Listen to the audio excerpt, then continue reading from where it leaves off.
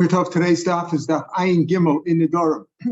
We're at the third line where we left off yesterday. The question the Gemara raised yesterday, we said that Talmid Chachamim, whether they're marrying somebody, their fiance, or they're marrying off their daughter, they would have a custom. They'd say any vows that you've made until now, I'm breaking now. And this was this way to avoid any issues, even if they hadn't heard about the Nidrim at that point. The question the Gemara raised is, can he break a neder without hearing about it? Can he just say, well, just in case you made any neder, I'm breaking them all, but he didn't actually hear the neder. Can he do that? Can he break such a neder? The Gemara raised that question. We tried to prove it different ways, and the Gemara didn't really come out with a proof. The Mishnah seemed to indicate that you don't have to know the vow itself, because you didn't have to have heard about it, because he says, listen, and he says, any neder that you made, I'm breaking now. And same thing with the husband or the fiance or the father. Makes sense. It's mashma. They didn't hear about the neder, and they're breaking it anyway. The Gemara, though, didn't see that as a solid proof. But today's Gemara, we'll see, and we mentioned that at the end of yesterday's daf, that even though we weren't poshet the shal, we didn't decide it so far, but we're going to sort of see an indication from today's daf. Boy, Rav Meir Shapiro in the third line on Ayin Gimel Banaf. Boy, Rav Meir Shapiro, can a deaf person break his wife's neder? Obviously, he can't hear. Now, normally, a cherish in the Mishnah is a person who can't speak and cannot hear. That's normally cherish, means deaf and dumb. However, in this case, the Ran points out, we're talking about cherish medaber and shemea, because if he can't speak, he obviously can't break the neder. He has to be able to say the neder is mufarlach, it's broken. No, that doesn't work. Writing doesn't work. You got to say it. So you can't write Harat Mukadesh's either. You can write it in a star and give her the star. That's also a way of getting married. Isha nikas b'kesef star ubabia, but he can't say the words. He can't write down the words Harat Mukadesh. But it has to be spoken. It has to be written. I can't send in my tefillah every day too. I can't say I'll write Shema Yisrael instead of saying it. You got to speak it. So here too, you can't. Obviously, if you can't speak, there's no question. So here, the Ran points out, we're speaking on a cherish and medaber beino shemea, even though normally cherish in the Mishnah always means deaf and dumb. Here it just means what we use the word today to mean deaf. Deaf means he's deaf, doesn't mean that he's dumb, that he can't speak. So here, if he's deaf, but he could speak, can he break an neder? He can't hear it. Imtim slumber, if you say, now Ramacham, look at the Lashon, if you say, Baal Mefer below Shmiya, and the Ran's going to use this as a proof that the halacha is normally a regular person who can hear, even if he didn't hear the shvua or the neder, he could break it anyway. Because as imtim some, if you want to say that a husband, a husband or a father, if she's up until the age of 12 and a half, made for below shmi, he could break it without hearing God, because he's capable of hearing. So if you're capable of hearing, even if you didn't actually hear it, it's also okay. But a cherish person who's deaf cannot hear at all. So what's the difference if he didn't actually hear it? On Hainu Rav Zeir has a famous member that we use throughout Shas. He's talking about by menachos. By menachos, we say that you have to, let's say, put X amount, that's 60 measures, you put into a kli shares, and you mix that with oil. Even if you didn't actually mix it, it's good enough. It's ro'i lebila. If it's possible to mix it, then ein bil makeves, you don't actually have to mix it. But let's say you put too much flour and you put 61 or 62 measures in, where now it can't even be mixed. It's so thick that it can't be mixed with the oil properly. Then it doesn't. So he says, Rav Zeir is a famous line there. It's used in the side. He points out it's throughout Shas, but it's based on Karban Mincha. If it's fit for mixing, you could mix it. Then even if you didn't mix it, it's okay. But if it's not capable of being fixed, that prevents it from happening. So bila mixing is required, but even if you didn't actually do it, it's not indispensable. In other words, you could dispense with the mixing if it's capable of being mixed. As long as it's capable of being mixed, that's good enough. Yeah, as long as it's capable of being mixed, that's good enough. Even actually they mix it, but it's got to be capable. So same thing over here. You don't actually have to hear the neder, but you have to be capable of hearing it. So that's what my question is. Do you say a cherish who can't hear, can he break such neder? Do you say, okay, I understand maybe even though we weren't poshet the shal yesterday, can a husband or a father break the neder without hearing about it? We didn't decide it. But based on the way Ram Chama talks here, If you say a Baal, a husband, can break it without him because he's capable of hearing, but a Cherish who can't hear, maybe he can't. Maybe. So that's the question that Rav Meir Shapiro has. If he's not capable of hearing, can he still break the neder? Odilma. Or do you say, V'shama Isha Lamakav? It says V'shama Isha, that's just the normal way.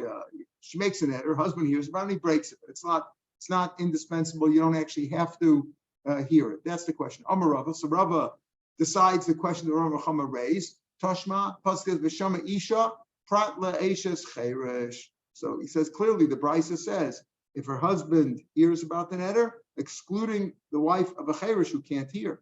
Shmamina. So you see, the answer to this question is right in the Brisa.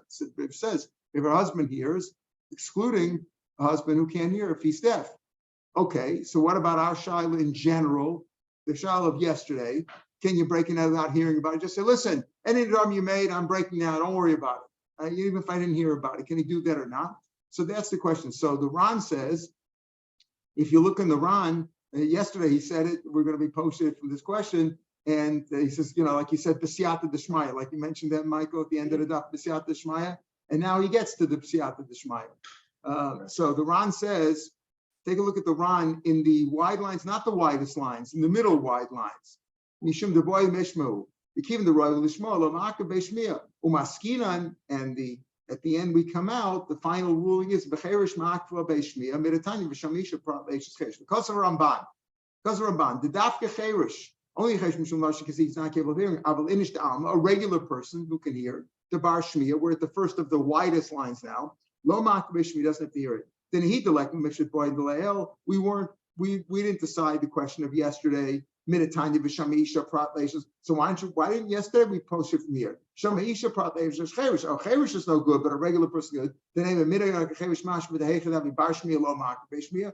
The lesser you can't prove it from them. You could push it off. You could reject that answer. Some of them we should more Shamisha because you got to be able to hear. A deaf person can't hear, but it could be anybody who didn't hear also. But within the Baal the Alma. Why would, if you don't say that, my love was to so why were we posted this from this Brisa? In other words, if you don't, why did yesterday didn't we decide this question? Yes, can a regular person break his neder, break his wife's neder without hearing about it? You should have said, by a cherish, you see them be right. It says Shama Isha Prat Leish's cherish, but a regular person, we weren't pushing it because it could be some mention cherish, could be, but other people would also be included. Meal.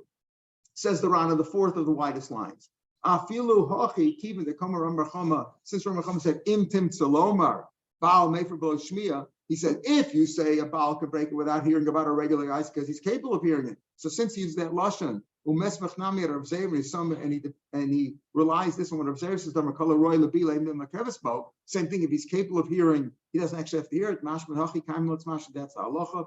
Both the bashtin and masnisin. The Bashtai, the Stamish is much like we said yesterday.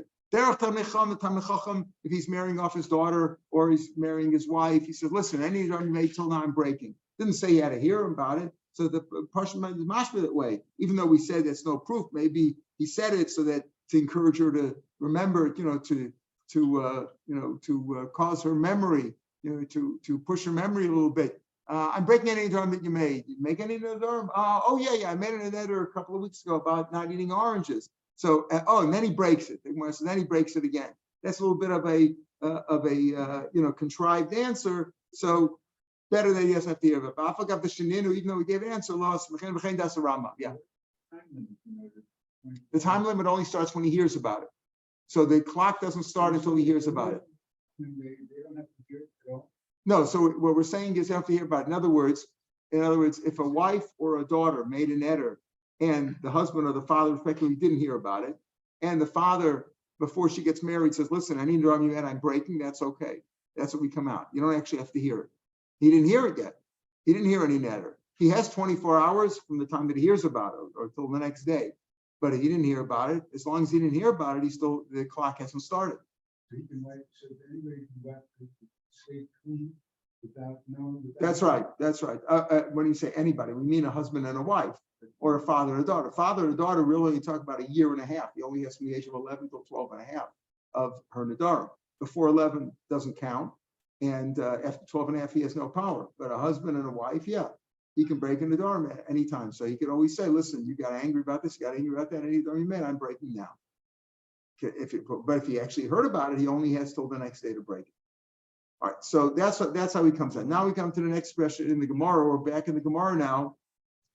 6 lines from the bottom of the page in the Gemara. Anayin Gimel Ben Alfi Boilahu.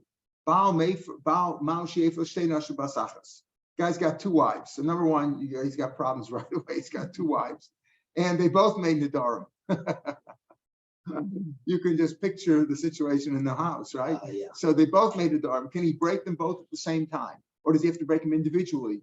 Yours is broken, and yours is broken, or can he do them together at the same time? That's the question.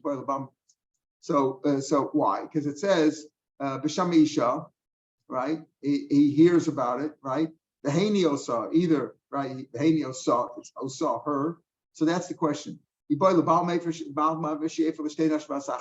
Osa dafka, her itself, because as the Ran says, Osa is with a mapik, as if to say, hers only, right? Hers only, or do you say no? Like we find by as we're going to see by Sota, it also says v'hishka. Can you give them both drink at the same time? So do you say osa dafka? Oh, lav dafka is a lav dafka. You can break them both at the same time. That's the question. Amar Ravina, Tashma. Let's bring a proof from here. Ein mashkin shei sotas about ka'achas. If a man has 2 wives and they're both, he suspects them both of adultery, and they deny it, and they come to drink. Says you don't give 2 sotas at the same time to drink. Why? Because she is confident and feels close to her co-wife. What do we mean by that? That if we're afraid that, let's say one of them is innocent, one of them is guilty. The first one's innocent, and she drinks. She claims her innocence, and she drinks, and she's fine. The other one says, didn't hurt her, I'll have a drink too. She'll feel confident because she'll, of course, oh, she drank, there's no problem, so this one will drink too. We don't want them to drink. We don't want them to die. And we don't want to erase Hashem's name with the parchment and all that for nothing. If she would admit it, let her admit it. If she's really guilty, let her admit it, and she'll leave the marriage. If there's no Edom and Asra, so she won't get killed anyway. So the Gemara says there, you don't give 2 at the same time. Rabbi Yehuda says no, that's not the reason. It's not because you don't give them to drink at the same time because the first one may be innocent and the second one who's guilty will draw confidence from the first one. No, yeah, exactly. Yeah. He gave him a good interpretation. I'll get one too. Right? It doesn't always work. Osa Levada. It says Vishka is like it says with a mapiketz if it says Osa Levada. So the reason it is Osa Levada. Okay, so we bring a proof from here to what? To our question. We raise the question, can he give 2 women, can he break 2 women's, if he has 2 wives, can he break them both at the same time or not? So we try to bring a proof from Sota, because by Sota, the reason there, so maybe the reason over there is because one will draw confidence from the other. But if he ever comes to breaking the netter, what does that have to do with anything? Let him break them both at the same time. Says Rav Yehuda, no, the reason is because over there it says Vishko, Salavada, and presumably here also it says Einiosa, her alone, you got to break them one at a time. So which way is the proof? Are we proving from Rav Yehuda or from the Tanakama? So take a look at the Ran where we left off before, 6 lines down in the widest lines in the Ran. They both made an error, and he says they're both broken at the same time with one phrase. He didn't say yours is broken and yours is broken. He said to both of them together. The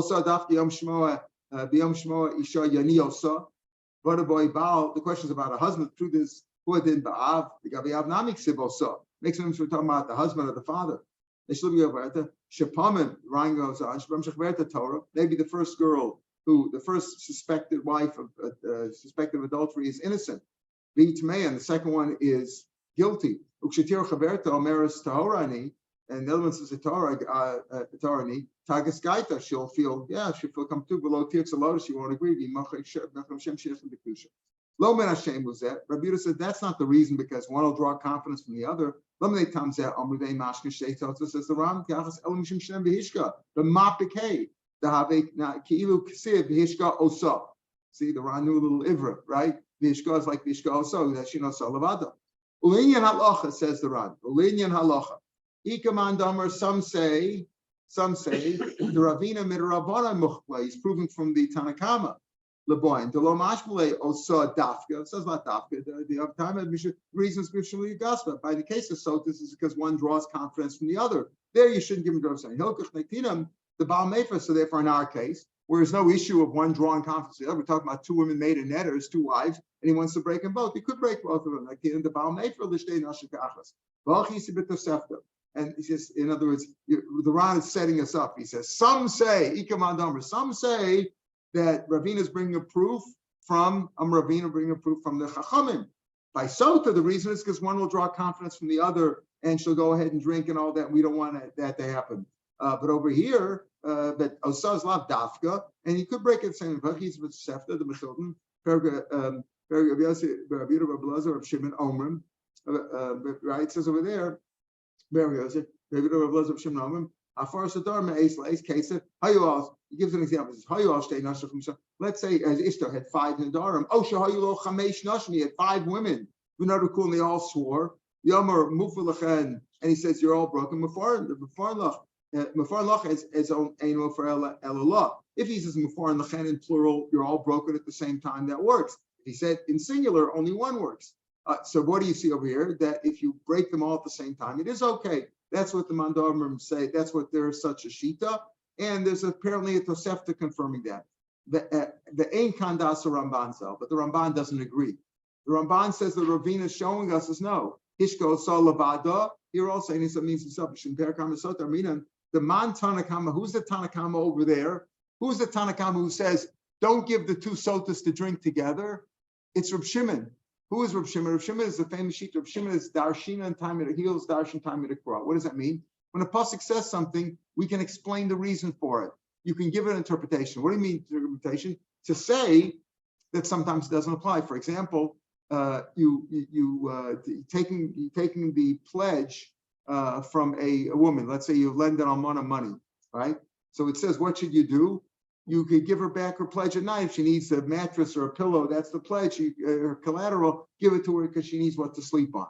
Oh, why? Because she's poor.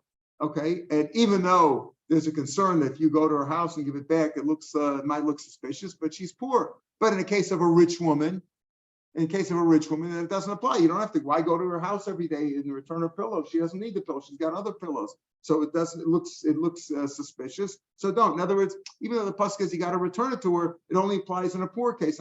So he's darshan time. He said that's the pasuk doesn't give us the reason necessarily, but we darshan time to call here also. Reb Shimon also holds a vishka osalavada. You only have to do one. But why? Why does the pasuk tell us give each one to drink by himself? Because if you give them both together, one will draw confidence from the other and will drink the water, even though she shouldn't, because the other one's successful. That's what it means. Yes, it's Reb Shimon back in the Ram. Man Tanakam Reb Shimon the Dash Tam in the Krah. Umatam Kamer Matam Osa Lavada. Why does it say driven? Neshalibo Gaspa Chaverta Alma Lukuyama Deshina no Solavada. Everybody agrees. Uperak Tarf Bakalpi also Yuma. Namir Min into Osa Dafka Min Hosam. Ain't Shach Nishain. You don't check two paradumas at the same time. Shimshim Osa. Below Osa Ves Chaverta. Bekim the Gamin and the government since we learned the Osa Dafka. The tiny either Tosefta seemed to say you could break 5 times. Maybe it's a mistake in Tosefta. Rav Oshia, the famous editors of the Brisas of the Tosefta, didn't learn that one. If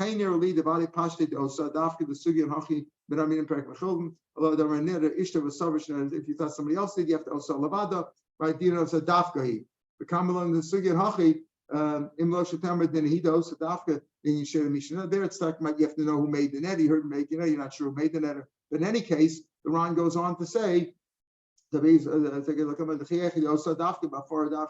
Ran goes on to say another thing, nearly 2 lines from down the page. So number 1, the Ran says the dasa of the Ramban, and the Ran seems to go the way to always that Osa means dafka, one at a time. So the question on this daf was, can you break 2 Nadarim at one time? No. You know, Osa means dafka, just like Hoshka Osa means dafka, and even the Tanakhama is just giving the reason for it. The Tanakhama is Reb Shimon, but Osa means dafka, and by Paraduman also says Osa, one at a time. So you can't break two Nadarim at one time. And the Ran says that you see it also from elsewhere that we see Osa is also Dafka, the Lashon of Dafka, the Masis and Dindra, Ishta, Vasavar, if his wife made it and he thought it was his daughter, maybe Dafki. Maybe you could say over there in the case of he didn't know who made the netter, maybe there's Dafka, he has to know who made the netter, right? But it's not Dafka that you can only do one at a time. Maybe Osah just means you have to know who did it. You have to know who did it. You can't make a mistake. But nearly the halacha, and then the Ran goes on, 2 lines from the bottom of the page in the Ran. Since he can't break two Nadarim at one time, like the Ramban says and like the Ran says, he can't confirm both at the same time.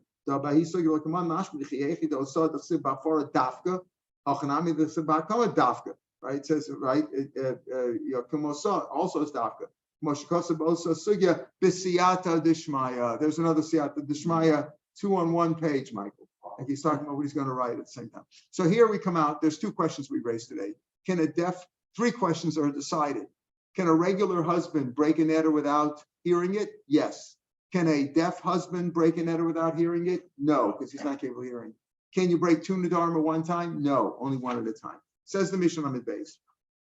A Bulgaris who waited 12 months, meaning she's waiting to get married, and in 12. And we explained back a few blot ago that it doesn't mean Bulgaris Shashasa, but it means Bulgaris Bishashasa. Either a Bulgaris who's a Bulgaris when she's 12 and a half, she's out of her father's Bishas. So I'm only talking about the husband. Or Shashasi Bichesh, or we're even talking about a girl who's still under the age of 12 and a half, but she waited 12 months already, meaning from the time of betrothal, it's already 12 months. And at that point, the husband's required to feed her. If she wanted to get married, you give her 12 months. She says, listen, I'm ready to get married. Just when you get married, you got 30 days. Rabbi Lezer, listen what Rabbi Lezer says. So since the husband has to sustain her, has to give her food, Yefri can also break in the Nadarim. As we'll see, since she's dependent on her husband now for food, so when she makes an Nadarim also, she depends on, I'm breaking it with the das of my husband, he can break an Nadarim. That's Rabbi Lezer. The Chum disagree. The Chum say, Ein Abal Mei for Achi Kans L'Ushusa. No, until you actually get married, you can't break his wife. A husband cannot break his wife's Nadarim on his own until she's married. Obviously, if she's under the age of 12 and a half and he's engaged to her, then as we've learned, you break it together with the father. So again, it's not Bulgaris Shashasi B'chaz because Bulgaris has only 12, it only has to wait 12 months from the time she's 12 and a half. But once she's, let's say, 13 or 15, you give her 30 days like an Amana. So it's Bulgaris Vishashasa. That's in terms of the Lashon. Says the Ran, says the Gemara now. So we say over here, Rabbi Lezer says that even though she's not married, but if he's feeding her already, because they've been engaged for 12 months, let's say, or an Almana or Bulgaris, at least 30 days, and he's feeding already, he also has the right to break a Nadarim. A husband alone can break a Nadarim. Interesting. If she's a Bulgaris, for sure, the father's out of the picture. But even if she's a Nara, the husband and the father's out of the picture, I mean, he's still in the picture if she's only a Nara, she's only until the age of 12 and a half. Still, if the husband has to feed her, he can break the Nadarim on his own. That's a new halacha, says Rabbi Lezer, right? It's like a strange thing. The Torah doesn't say that. So Rabbi Lezer says this chiddush. Of course, we go like the no, you can't break it. He can't break the Nadarim on his own until they're fully married. Amar Rabba says, Rabbi Lezer, Rabbi Lezer is really going with the shita of the first Mishnah in Ksubas. Doesn't mean the first Mishnah in Daf days. The Mishnah in Ksubas is later on in Zion, but the point is the Mishnah says over there's 2 shitas in the Mishnah. The Mishnah says, the first opinion Mishnah says, what does the Mishnah say? The Tanan, no slipsuli based chodesh, you give her 12 months to get ready for the wedding. Leparnas asma, to supply herself with what she needs for the wedding. Igid was chodesh. Once 12 months has happened and she wants to get married, ochelas mishalo, she eats his food. He has to give her food. Ochelas b'truma, if he's a Kohen, he can give her truma. Now, can a Kohen give his wife truma if they're not married yet? If they're only engaged, yes. Kinyan kaspa, as soon as he gets engaged to her minator, he can give her truma. That's a big chiddush. She's a Yisraelis, he can give her truma. That's the Torah says that. But the rabbi said no, don't give her truma until you get married. Until for married. Why? 2 reasons. One is because of Simplon, because of he might find a blemish once he takes her into his house, might find a blemish and say mekach tos, and the whole thing was a mistake, and it wasn't really married. And then it turns out she was the Israelis eating truma shelo kedin.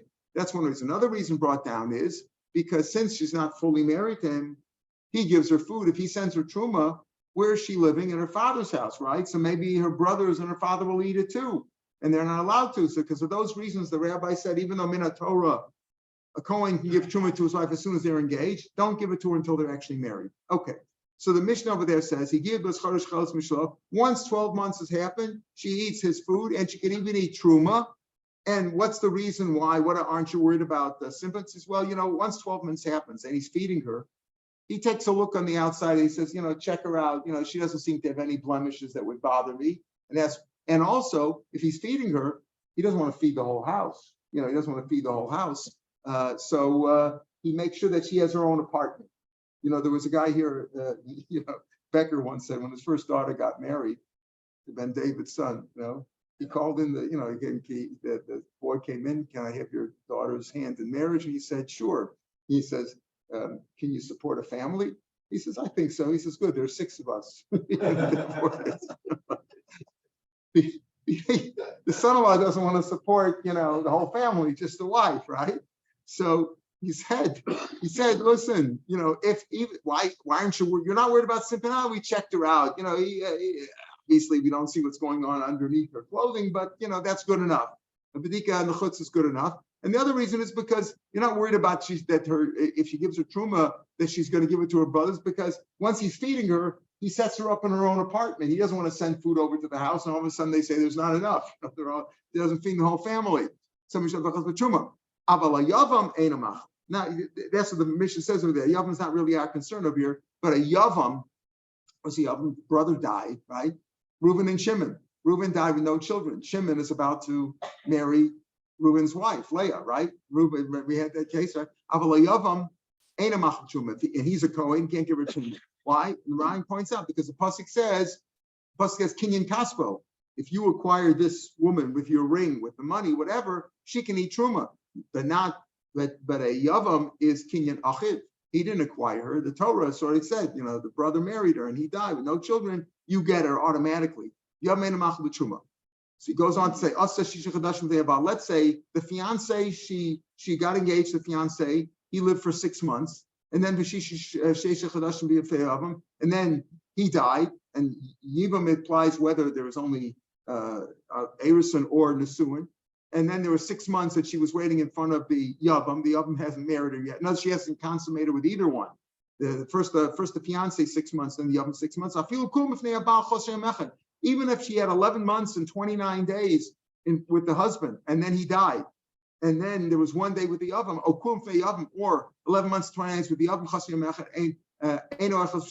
she doesn't eat truma. In other words, she doesn't eat truma from Yavam. The Ran makes an afkamina. He says some say that this is dafka, but he says Rashi says, he says lav dafka chasiyam echad. Even if the husband had 12 months with her and then he died, he's about to feed her and he didn't consummate yet, then he died. About she doesn't eat truma, right? Because only if she ate with the husband. So even if she had 12 months with the husband and then he died, it means he was required to feed her. Still, the oven doesn't give her food. But even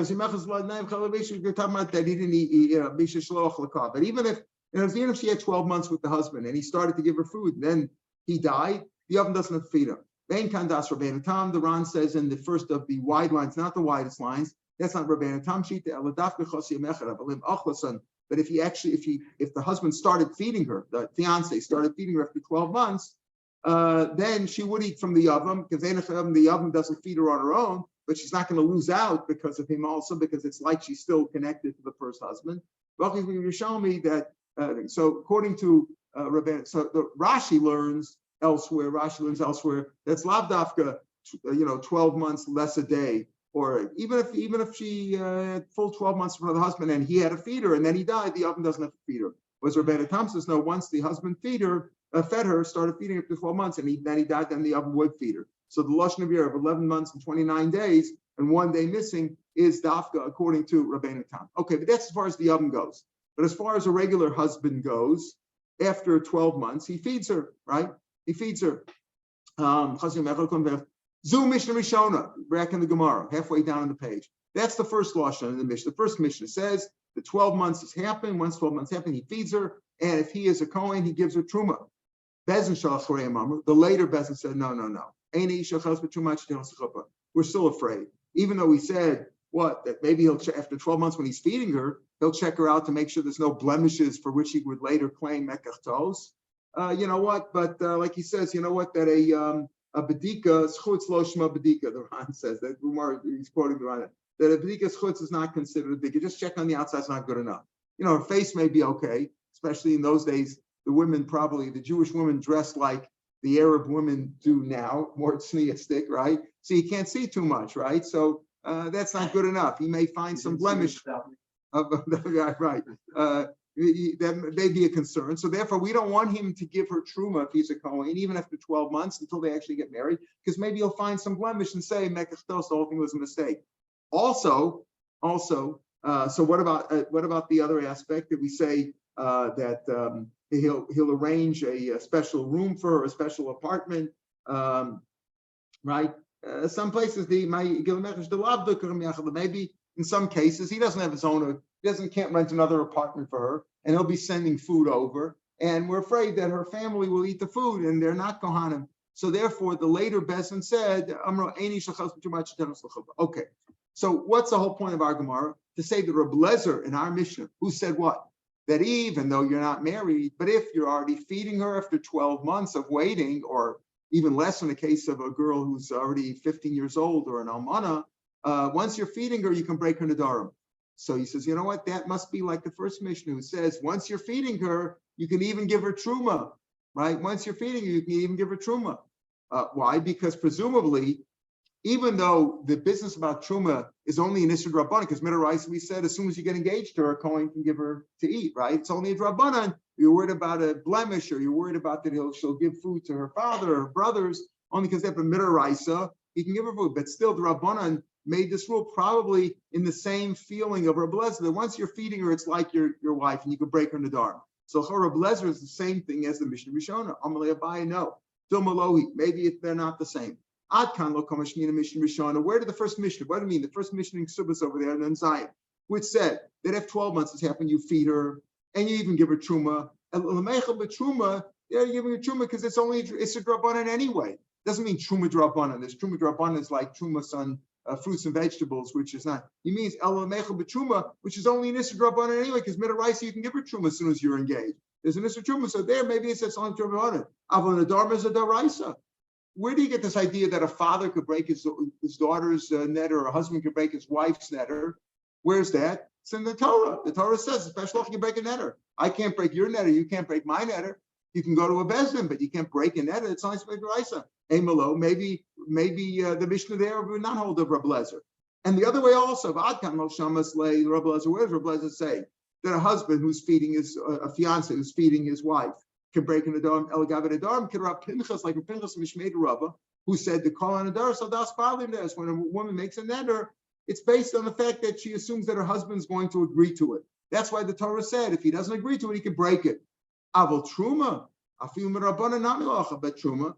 He didn't say that. Reb Lezer says, why does Reb Lezer say he can break an nadarim? Since anyway, the whole concept of nadarim is based on the idea that if she's making an nadarim, she's assuming she's making it on the assumption that her husband's going to consent. So there, if he's feeding her already, she's connected to him enough that she's when she makes a netter, it's based on the idea that she's assuming that her husband's going to agree.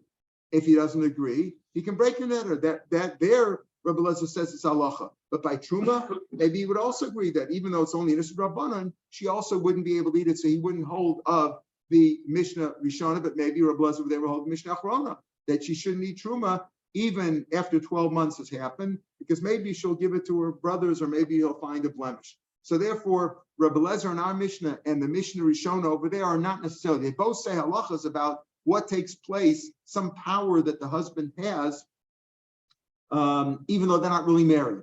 Rebbe Lezer is talking about the power that he has to break her nadarim. The Mishnah Rishona is talking about the power that he has to give her truma if he's a Kohen. But the two things are not interdependent, and you can learn one without learning the other. The Ran says now.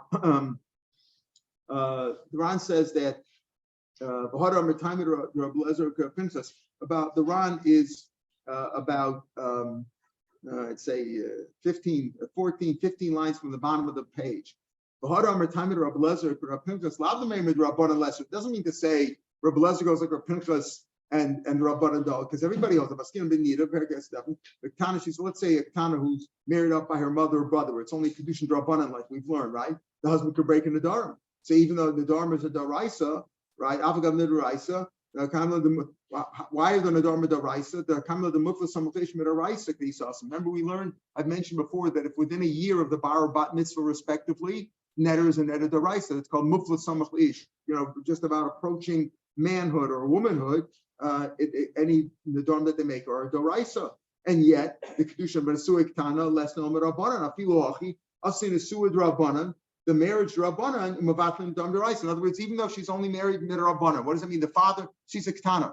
She's 8 years old. Her father's dead, or he married her off once before. Her mother or brothers are marrying her off. It's only Kedusha Rabbanan. Remember, she can make mian before the age of 12 and walk away. It's only Kedusha Rabbanan. And yet her husband could break a Nadarim. And let's say she's 11 now. She's 11 when she's the netters. If she makes a netter to rise, let's say she's 11. I gave a bad example. She's 11 years old. Mother marries off. It's a Kedushin Rabbanan, and the netters are deraisa. Why? Because Rav Pinchas says that since she makes an Nadarim, it's based on Rabbanan Nami Moralu.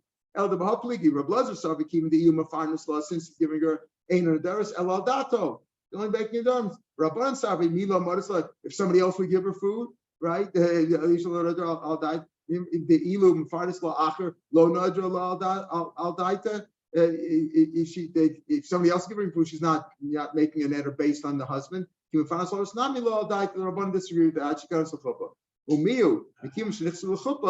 she's fully married, it's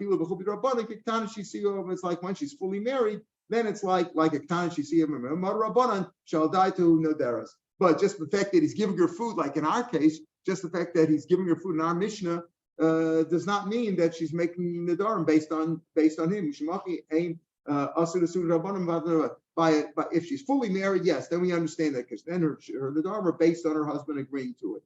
But if she's not fully married, even though he's feeding her, the Rabbanan disagree, and that's the Psak Halacha. Obviously, the Ran goes on to say, some people say from here, since Rav Pinchas says, any woman who makes a netter, if she's married to somebody, makes it on the assumption that her husband's going to agree. So let's say I make a netter on the assumption that Michael's going to agree. So could he break the netter that way without saying it? If he says, Iran goes on, if he says specifically, I'm making the netter on the condition that he agrees. If he says, I don't agree, so it's not a netter. You made a condition. But if I didn't make a condition, I just said, I'm making a Nadarim on, the assumption that he's going to agree. Al das chavero. You're not, I didn't say that he on the condition. I didn't say it's condition on that. I just said I'm making us. Can he break it? Someone to say, you see from here that depends that maybe he could too, because a woman breaks it. But the Rang rejects it and says no, it's dafka by a woman, because the Torah tells us that a woman says it's sort of like darshan time in the Qur'an, right? That what's the Torah teaching? Is the Torah says also when he breaks, he has to break with a specific lashon. And if you just sing any Nadarim that I make up on your das, what does it depend on the lashon? It's like if I make it conditional on you agreeing to it, you can disagree any way you want. If you disagree, it's not a netter. Make it conditional. So das chaver doesn't really work. Like even though a woman makes an Nadarim, it's based on what her husband agrees, but he still has to break it according to the rules of the Torah, the way he has to say it. He has to be mantra in the same way. So, but if a regular person makes it das somebody else, that wouldn't work unless he said specifically, I'm making it on the condition that person agrees. And it's clear he made that rule. And if the person doesn't agree to it, so the net is not chal because the condition wasn't fulfilled. Tomorrow's daf is daf Ayin Daled. It's on the podcast, and it starts with a Mishnah, and it'll take you till the Mishnah on Ayin Hay. On Sunday morning, we'll start with the Mishnah on Ayin Hay. Shabbat Shalom l'kulam.